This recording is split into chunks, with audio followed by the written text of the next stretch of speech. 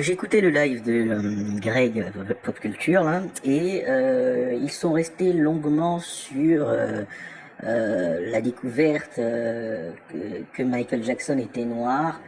Voilà, ils sont restés longuement dessus. Et lors de ce live, il y avait deux personnes noires et Greg qui est un homme blanc et un autre homme blanc, le collectionneur d'argent. C'est comme ça qu'il s'appelle, hein. C'est son blaze. Et ils se sont posé la question, enfin, ils se posaient la question de qu'est-ce que vous avez pensé, en fait, de cette découverte. Moi, je vais vous dire ce que j'en pense. Quand j'ai découvert Michael Jackson, déjà c'était compliqué pour moi. Quelqu'un m'a envoyé aller chercher Michael Jackson sur l'ordinateur parce que apparemment c'est un artiste qui chante de la bonne musique. Je suis allé regarder, hein, je cherchais le clip Bad. Sauf qu'en tapant Michael Jackson, je suis tombé sur pas mal de chansons où il n'y avait pas forcément écrit Bad. Je ne suis même pas sûr que la première musique que j'ai écoutée était Bad. Mais la musique que j'ai écoutée, en tout cas, je l'ai appréciée. Il est possible que j'ai vraiment cherché Bad et que je suis tombé dessus, et j'ai aimé. Et je n'ai eu de cesse à partir de ce moment-là de continuer à chercher des musiques de Michael Jackson. Hein, et j'ai apprécié. Sauf que rapidement, quand vous cherchez des clips de Michael Jackson, vous ne cliquez pas sur tout. Sur Bad, par exemple, il était blanc, donc on peut dire que je l'ai découvert, je mets les guillemets, hein, parce que évidemment, si tu n'es pas fan dans les années 2007-2008, t'as forcément déjà entendu Michael Jackson, mais tu n'es pas fan, parce que tu n'es pas submergé par cette grandeur. Là, c'était l'occasion, c'était l'ère Internet, et j'avais la possibilité d'être submergé. Et en plus de ça, quelqu'un m'envoyait aller le regarder. Et du coup, je vois d'autres clips comme Thriller, et où il est noir. Et je me pose des questions, est-ce que c'est vraiment lui? Je clique dessus, j'apprécie la musique, je vois écrit Michael Jackson. Je ne comprends pas ce qui se passe. Je ne sais plus ce que je me disais exactement, mais je pense que des choses me sont passées par la tête comme trucage, effets spéciaux, maquillage, des trucs comme ça. Mais je crois me souvenir aussi, je dis bien je crois me souvenir, ce n'est pas certain, que grâce à Internet et grâce à mes recherches, je finis par découvrir rapidement qu'il s'agit d'une histoire de vitiligo. C'est-à-dire qu'il m'a peut-être pas fallu 24 heures, bon, j'exagère peut-être, mais j'ai rapidement trouvé une réponse à ma question. Et la première chose qui m'est passée par la tête, vous voyez, enfin l'une des premières choses qui m'est passée par la tête n'était pas il est devenu blanc parce qu'il a voulu. Déjà pour moi c'était impensable, comment quelqu'un peut devenir blanc? Pour moi c'était forcément un trucage ou quelque chose comme ça. Et puis rapidement j'ai fini par savoir il était noir. Voilà, ensuite les Jackson 5 et tout. Alors, qu'est-ce que je voulais vous dire? Je voulais vous dire un truc. Euh, Même si Michael Jackson avait décidé de devenir blanc sans le vitiligo, à cause d'une pathologie mentale que l'on ne connaît pas, j'aurais quand même apprécié et aimé Michael Jackson. Et ce, pour tous ses combats. Pourquoi? Michael Jackson est certes devenu blanc, mais il avait des combats que l'on peut dire des combats de noirs, d'hommes noirs. Michael Jackson n'aurait pas pu échapper à sa couleur. Il n'aurait pas pu échapper à sa condition. Michael Jackson a commencé à percer à peine, alors qu'à peine les États-Unis sortaient de la ségrégation. Hein? En 1960, alors vous allez me dire c'est pas là qu'il a commencé, c'est plutôt, c'est entre 1960 et 1970 que Michael Jackson a commencé à aller à grimper en puissance, mais c'était pas terminé. On sort à peine de la ségrégation. Il y a des lois raciales qui existent encore à ce moment-là, à cette époque-là. Il a vraiment brillé grâce à sa grandeur. Et il avait des embûches sur son chemin, des embûches qui n'étaient que des embûches de noirs. Michael Jackson est un homme intelligent pour moi. Michael Jackson est un génie. Et quand je dis un génie, c'est même au niveau scolaire, paraît-il, Michael Jackson avait des bonnes notes. Michael Jackson est un génie. Alors, son génie n'est peut-être que visible dans la musique. Enfin, pour ceux qui ne le connaissent pas, ils vont penser que son génie n'est peut-être que visible dans la musique. Et quand vous voyez des gens qui commencent à le connaître, ils vont se rendre compte que son génie n'est pas que dans la musique. C'est un génie. Donc il s'est vite rendu compte que sa vie est une vie d'homme noir. Donc même s'il avait décidé de devenir blanc parce que il pensait que ça allait lui faciliter la vie, il n'en demeure pas moins vrai que les combats de cet homme étaient sincères et légitimes.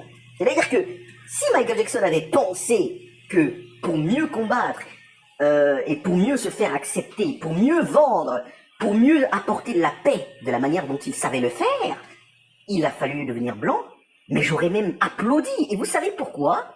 Parce que l'on le veut ou pas, Michael Jackson a réussi à briser les barrières et à briser les mentalités raciales. C'est-à-dire que des hommes avec une mentalité raciste, comme certaines personnes chez MTV, ont finalement décidé d'accepter cet artiste parce qu'il offrait au monde de la beauté, par son clip, par ses clips, par sa musique. Et même si Michael Jackson, je le répète, même si Michael Jackson était devenu blanc, exprès, sans aucune raison valable, comme le vitiligo qui ensuite pousse une personne à homogénéiser sa peau, j'aurais quand même apprécié Michael Jackson parce que dans sa vie, de la façon dont il a pu, il a combattu le racisme. Il a combattu le racisme de la manière dont il a pu le faire. Et pas simplement en donnant de l'argent à des associations. Pas simplement en demandant à ce que des gens très pauvres puissent assister à ses concerts. Et quand je dis les gens très pauvres, vous imaginez bien que ce n'est pas majoritairement des blancs, mais majoritairement des noirs à cette époque-là. Hein, même encore aujourd'hui, il reste encore des séquelles dû à la colonisation et dû à l'esclavage. Ce n'est pas pour rien que beaucoup de personnes noires sont pauvres aujourd'hui. Il y a des séquelles à ça. Ce n'est pas terminé. Le combat n'est pas terminé. Donc même si Michael Jackson avait fait exprès de devenir blanc pour combattre, mais j'aurais même applaudi parce que en fait, vous ne comprenez pas la souffrance que peut ressentir certaines personnes quand ils vivent dans une communauté raciste. Vous n'imaginez pas une seconde ce que cela peut être. Il faut donc trouver un moyen de se faire apprécier, de se faire aimer. Si le subterfuge pour se faire apprécier est de devenir blanc, j'aurais même applaudi. Et s'il avait fait en toute transparence, au début, des gens, notamment de la communauté noire, l'auraient sûrement rejeté. Mais à la fin, ils auraient compris. Ils auraient compris et ils auraient applaudi. Est-ce que vous connaissez cette histoire de cet homme noir qui est rentré au Ku Klux Klan? Un homme noir qui est rentré au Ku Klux Klan pour combattre le Ku Klux Klan. Alors vous allez me dire, c'est un peu différent d'une certaine manière. Mais ce que je vais vous dire là, c'est une petite image que j'essaie de vous faire. Parfois, pour mieux combattre un système, il faut intégrer le système. Vous voyez ce que je veux dire? Les plus intelligents d'entre vous comprennent ce que je veux dire. Il faut l'intégrer d'une certaine manière. Les gens ne comprendront pas forcément votre combat, ils ne comprendront pas pourquoi vous êtes dans l'autre camp. Ce que vous êtes en train de faire, c'est de combattre peut-être mieux ou autant que les Martin Luther King, autant que tous ces hommes, ces grands hommes noirs qui ont combattu, dont certains on ne les connaît même pas, dont certains qu'on ne connaît même pas, parce que oui, il y a eu des combattants noirs, mais ils ont été oubliés dans l'histoire, ils ont été mis de côté, ils ont été pointés du doigt comme des parias. Vous avez même des hommes et des femmes noires qui ont combattu, mais au lieu d'être bien traités, ils ont été traités comme des délinquants, des voyous, des criminels. Voilà, des gens qui étaient là pour détruire le système, alors qu'ils étaient là pour combattre. Vous croyez que Martin Luther King est la seule personne à avoir combattu pour les Noirs? Il existe tout un tas de personnes autour de lui dont on ne connaît même pas le prénom. J'ai bien dit le prénom, mais qui ont combattu. Est-ce que vous croyez que le combat pacifique de Martin Luther King, j'ai bien dit pacifique, aurait marché s'il n'y avait pas des gens qui se sont battus avec des mains et des objets? C'était une guerre. C'était une guerre, et ça l'est toujours, et certaines personnes semblent ignorer que ça l'est toujours.